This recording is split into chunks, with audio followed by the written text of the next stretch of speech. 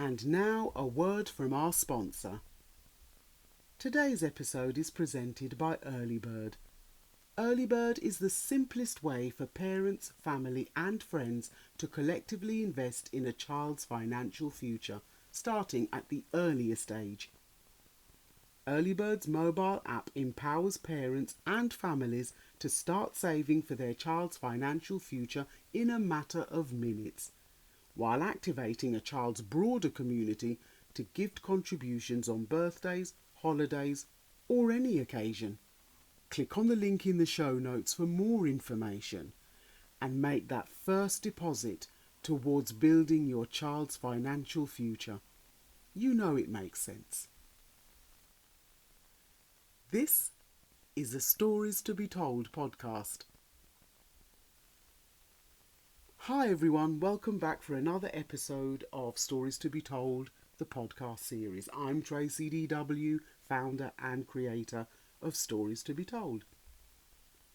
I was driving home from work one evening back in May and was reflecting on the fact that what we experience as children so often remains with us into adulthood. On thinking about this, I tried to pinpoint a moment in my life when I became truly interested in looking at the past and developed the desire to study history. History has always been one of my favourite curriculum subjects, and I have always enjoyed it as a student studying for exams as well as a teacher delivering learning in school. I chose history as one of my study options at secondary school, and I went on to gain an A level in European history at sixth form college.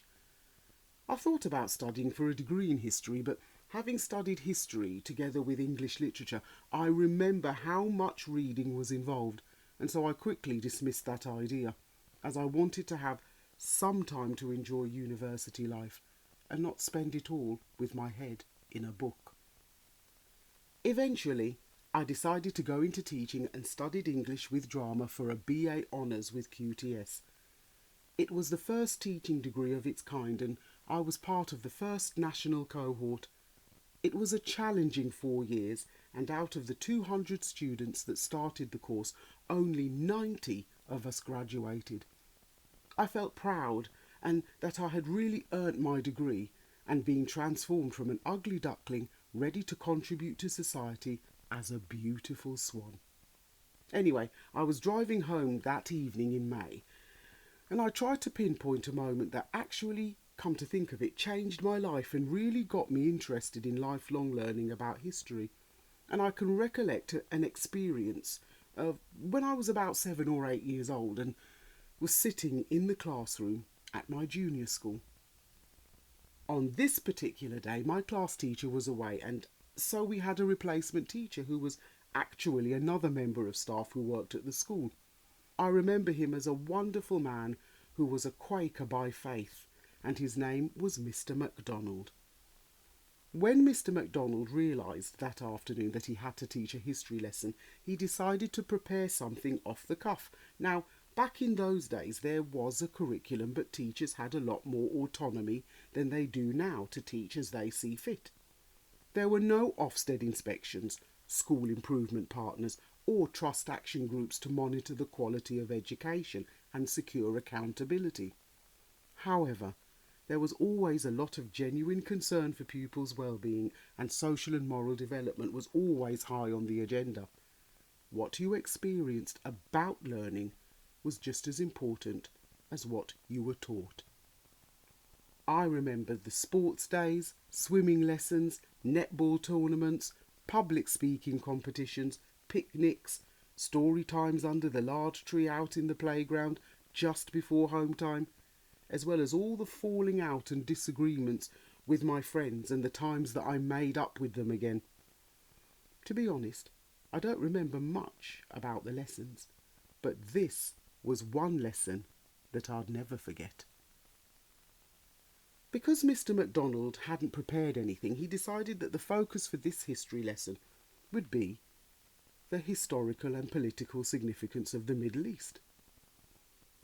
Now, this was something that was not in our curriculum, and as a 7 to 8 year old, I had no knowledge of the Middle East, didn't know where it was, and I had only heard it mentioned on the news, on Panorama, and other programmes on the television at home. However, what made the difference in this particular lesson was how Mr. McDonald brought the topic to life.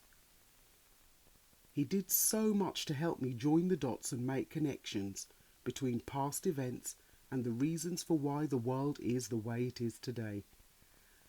I learnt that day that the Middle East was the seat of power for 3 empires spanning over 2,000 years, that it is the birthplace of 3 of the world's major religions, the gateway between Europe, Africa and Asia, and why this was so important for world trade, exploration, discovery and colonialism.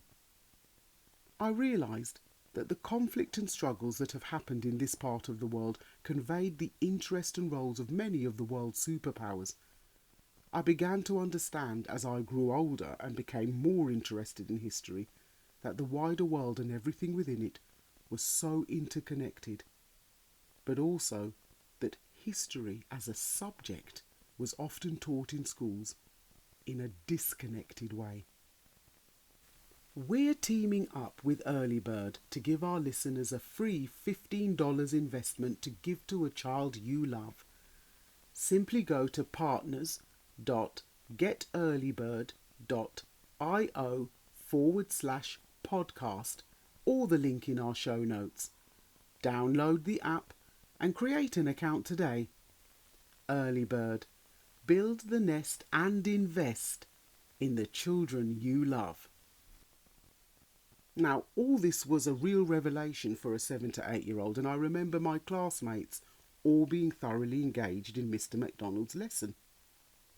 The funny thing was, Mr. McDonald was not a history teacher.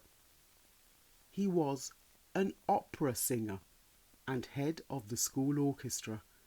He led our singing practice sessions every week, and I can still visualise him waving his conductor's baton, his voice filling the hall.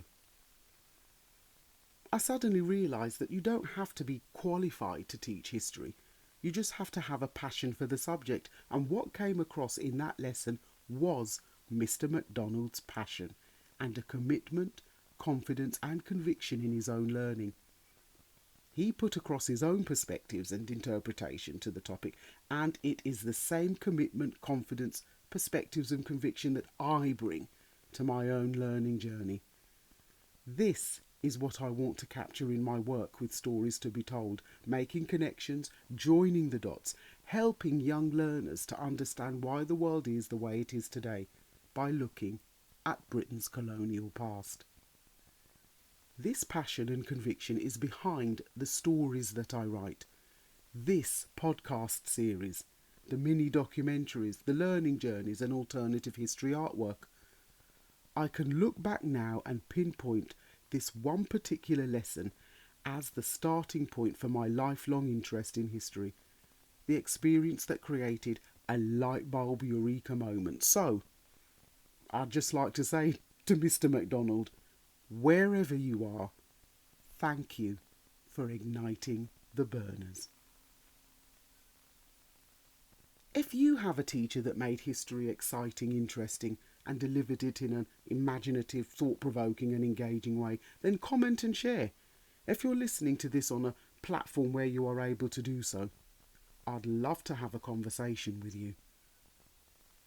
If you liked this podcast, stay on my website or this listening platform and check out my other podcasts related to this episode. Spread the word, where I share my why and introduce you to our brand story.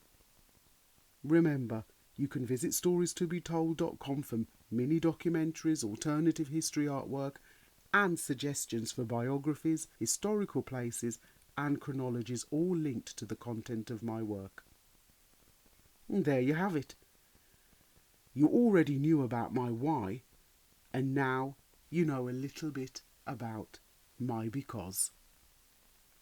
Don't forget, our current 4 titles are all available on the website as ebooks, so that you can download it directly onto your device, as well as in Kindle and paperback formats.